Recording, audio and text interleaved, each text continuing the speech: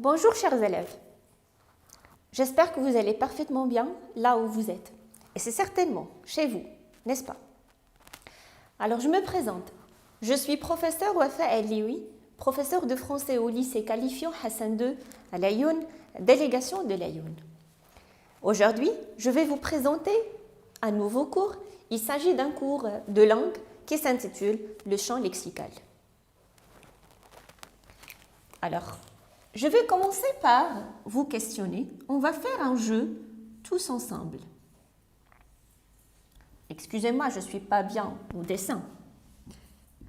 Mais imaginons que c'est une tombe. La tombe représente quoi? La tombe, ça représente la mort. Si je vous dis le mot mort, vous dites quoi? Vous pensez à quoi? Alors quand on dit mort, on peut penser au verbe qu'on peut extraire du mot mort, c'est le verbe mourir. Il y a et la mort et celui qui est un mort. Aussi, on peut trouver le mot des mourants. Lorsque je parle de la mort, on pense aussi aux tombes ou bien tombeaux.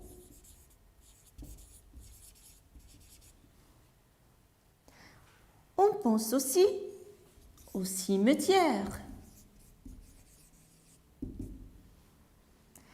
Aussi à l'enterrement. On pense aussi aux funérailles.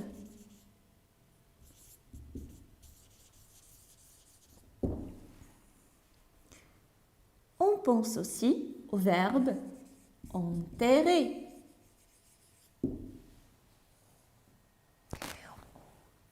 Ça peut être des maladies qui sont mortelles, un adjectif. Donc, est-ce que la mort signifie enterrer? Est-ce que la mort signifie cimetière? Est-ce que la mort signifie funérailles? Non. Mais, il y a quoi? Il y a des liens. Il y a une relation entre ces différentes expressions ou ces différents mots avec le sujet ou le thème ou la thématique qui est la notion de la mort. Alors notre cours d'aujourd'hui, c'est le champ lexical. Qu'est-ce que j'entends par le champ lexical? Suivez avec moi.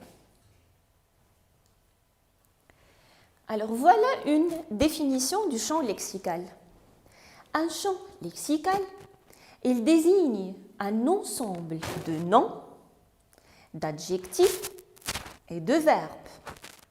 Donc, il ne s'agit pas tout simplement d'un nom, mais ça peut être plusieurs catégories de mots, à savoir les noms, les adjectifs, même les adverbes et les verbes appartenant à une même catégorie syntaxique et liés de branches par leur sémantique.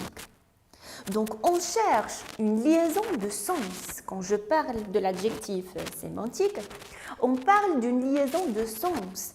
Ça veut dire qu'il y a un sens qui lie et le thème, comme dans ce cas, le thème c'est la mort, et il y a des sens qui lient les autres mots avec la notion de la mort.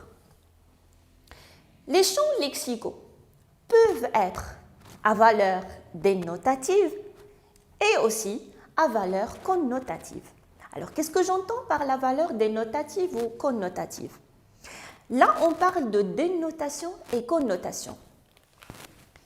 Alors, la dénotation,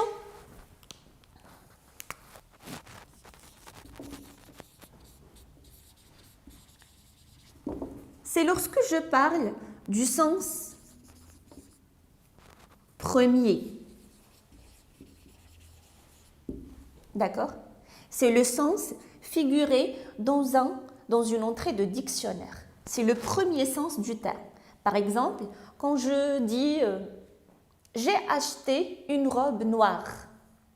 Une robe noire, le mot noir ici, il désigne la couleur. Parce que si je cherche dans un dictionnaire, une entrée de dictionnaire pour le mot noir, je vais trouver que c'est un adjectif de couleur. Il désigne la couleur noire.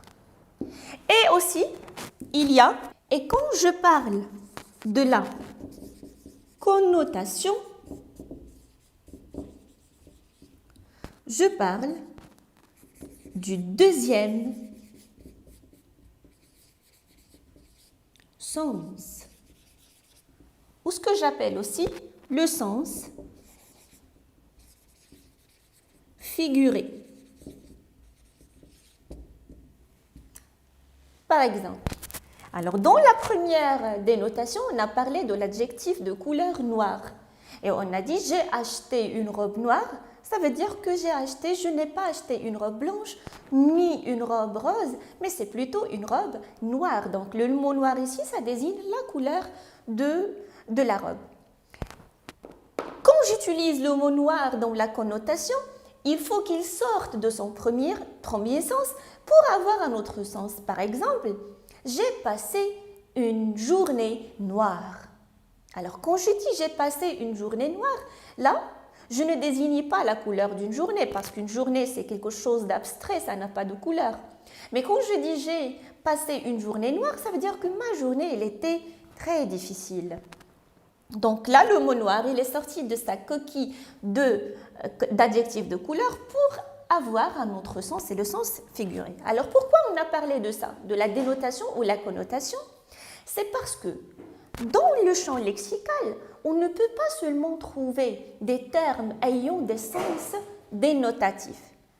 Ça veut dire, ce n'est pas tout simplement le premier sens. Je peux trouver dans un texte des paragraphes qui, là où j'utilise des termes qui sortent de leur premier sens pour donner un deuxième sens, c'est surtout lorsque je parle des textes littéraires, là où j'utilise les figures de style.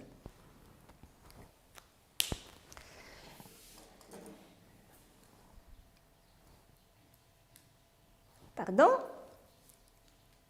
On passe à une remarque importante. Il s'agit de la combinaison de champs lexicaux. Quand je parle de combinaison, donc il y a une liaison, effectivement. Il y a une présence de plusieurs champs lexicaux.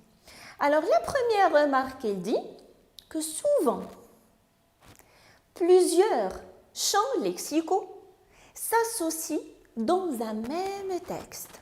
Alors, qu'est-ce que je comprends par cette phrase? Dans cette phrase, on a l'information qui dit que dans un seul texte ou seul paragraphe, dans le même paragraphe, on peut trouver plusieurs champs lexicaux. Par exemple, je peux parler de la joie dans un tout petit paragraphe. J'étais heureuse, je me suis habillée avec ma nouvelle djellaba pendant le Eid. J'étais bien coiffée, j'étais bien maquillée, j'étais bien parfumée et. Alors là, je peux même parler du côté du champ lexical vestimentaire ou physique et en même temps, je parle de la joie. Donc ça peut, dans un même paragraphe, avoir plusieurs champs lexicaux. Deuxième remarque, parfois, les champs lexicaux s'entrecroisent, même chose, sans appartenir au même niveau de signification de texte. Alors on trouve parfois un champ lexical qui est le thème dominant et les autres, ça peut être des auxiliaires, par exemple, qui servent à mieux préciser les figures de style, surtout utilisées lorsque je parle de connotation, comme la métaphore ou comme la comparaison. Donc ça donne plus d'explications. Maintenant, on passe à un exercice d'application. Dans la consigne dit « Précisez le champ lexical dominant dans chaque texte ». Alors, je vous ai choisi 3 textes Et vous devez préciser de quel champ lexical s'agit-il dans chaque paragraphe. Alors, texte premier.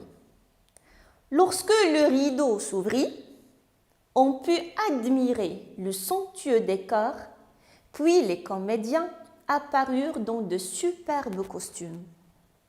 Le premier acte venait de commencer. Alors, il faut chercher, pour préciser le champ lexical, il faut chercher ces termes ou ces expressions qui, l'une d'elles, a une relation avec l'autre. Qu'est-ce qui est dominant? De quoi vraiment on parle? Donc, faites attention aux expressions. Texte 2. Les femmes de la maison s'achetèrent toutes des tambourins, des bendirs et des tambours de basque. Chacun de ces instruments avait sa forme, son langage particulier. C'est un extrait de la boîte à merveilles. Rappelez-vous de la fête de Ashura. Alors les femmes, qu'est-ce qu'elles faisaient? Ils achetèrent toutes les tambourins, des bendirs et des tambours de basque. Chacun de ces instruments avait sa forme et son langage particulier. Alors, de quel champ lexical s'agit-il dans ce texte? C'est à vous de deviner. Troisième texte. Ils nous urent, ils nous prendront avec leurs 1000 bras, leurs 1000 visages et leur unique regard. Ils nous cracheront à la figure, et il faudra avancer dans leur haine sur les charrettes avec leur odeur et leur rire jusqu'au supplice.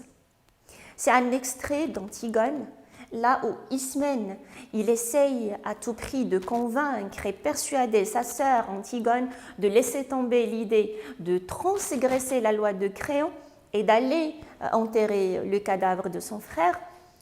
Et c'est un passage que vous avez déjà étudié, dans lequel il a présenté plusieurs arguments. Alors, dans cette réplique d'Ismène, de quel champ lexical il s'agit? Alors, c'est à vous de deviner. Bon, j'espère que le cours ou l'explication vous a plu. Restez chez vous, restez positifs. Ciao, ciao.